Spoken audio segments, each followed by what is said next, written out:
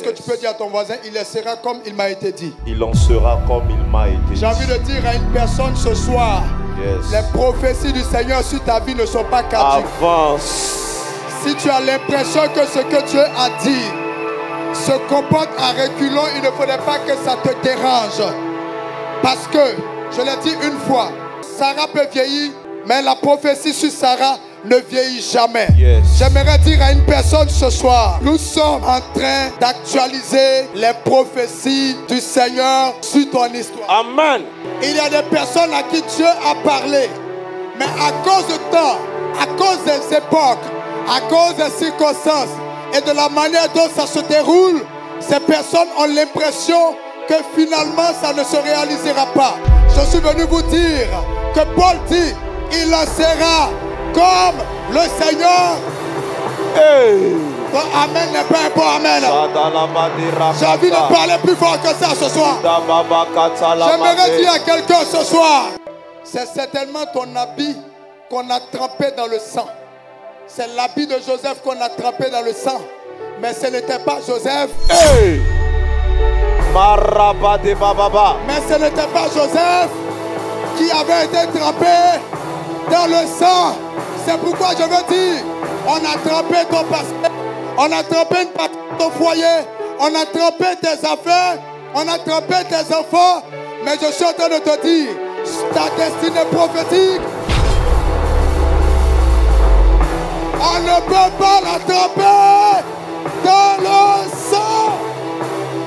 C'était l'habit de Joseph, mais ce n'était pas le sang de Joseph. J'aimerais dire à toute personne à ce chilo, si Dieu a donné une parole sur toi, reste sur la parole. Cette parole, la Bible déclare que même si elle tarde, même si elle traîne les pas, même si elle fait miss, même si cette parole rampe pour venir, elle s'accomplira. Certainement. Certainement. Si tu me dis amen plus fort que ton voisin, reçois.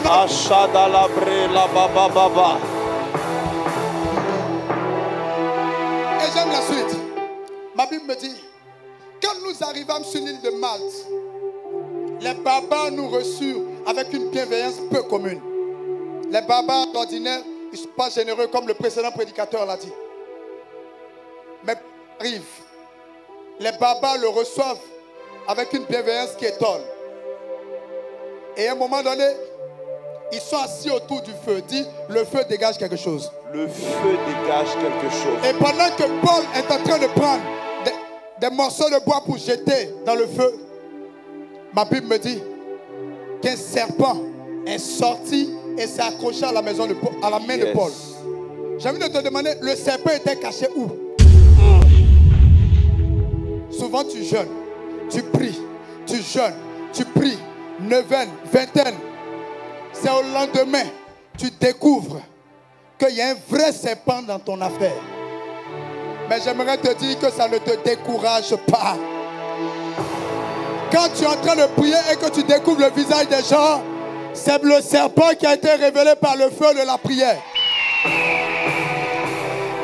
Je n'entends pas bien le amen de quelqu'un. Avance. Et puis les gens commencent à regarder. On dit, cet homme est certainement un meurtrier. Il a échappé au naufrage. Mais après cela, la justice divine ne lui permet pas de vivre. Oh. Les gens commencent à dire, Paul était meurtrier. Et on voit le serpent, la vipère sur son bras. Et la Bible dit, les gens s'attendaient à le voir tomber, commencer à s'enfler. Mais ils voient la vipère est sur le bras de Paul. La vipère est là, 5 minutes, 10 minutes, 15 minutes, 20 minutes, 25 minutes. Ils attendent. J'ai envie de dire à une personne, ils attendent que tu tombes. Et depuis ils attendent. Et ils comptent les jours. J'aimerais te dire, ils attendront encore. Et ils ont prophétisé. Je suis venu annuler les mensonges du démon sur ta vie. Les pronostics du démon sur ton histoire ont échoué. Satan a dit que tu partais à la course comme un tocard.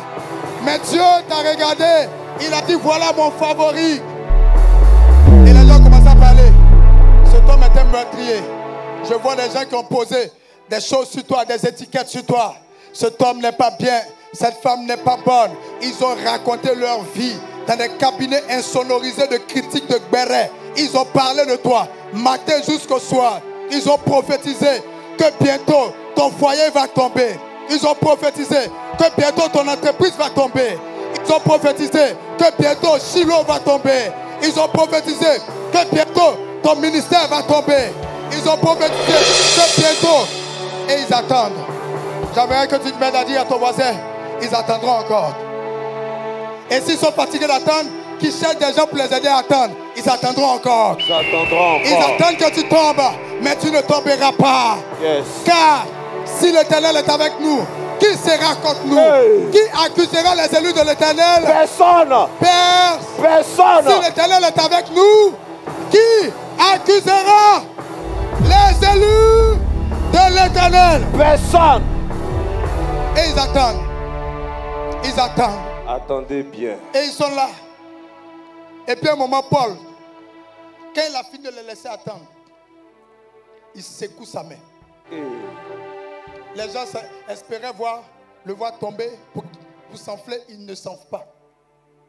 Il secoue sa main. Dis avec moi, secoue ta main. On va secouer la main maintenant. On va secouer la main maintenant. On va secouer la main maintenant. Et quand il secoue sa main, le serpent tombe. Et Paul est vivant. Et les mêmes qui ont dit, assurément cet homme était meurtrier. Ma Bible me dit, les mêmes ont changé de parole. Yes. Ils ont commencé à dire, cet homme est certainement un Dieu. Je veux dire à quelqu'un, ils ont parlé négativement de toi. Les mêmes qui ont parlé, ce sont les mêmes qui changeront de parole te concernant. Si tu dis Amen plus fort que ton voisin, ressort dans le Jésus. J'annonce à une personne qu'ils vont se rétracter. Oh, dis voisins, ils ont vite parlé. Ils ont trop vite parlé. Les mêmes qui t'ont dénigré vont t'encenser. Les mêmes qui t'ont déconstruit seront ceux qui vont faire ta promotion. Yes. Dieu va ouvrir leur bouche pour parler en ta faveur. Il y a le temps où on te dénigre impunément. Mais il y a le temps où Dieu se fait justice pour toi.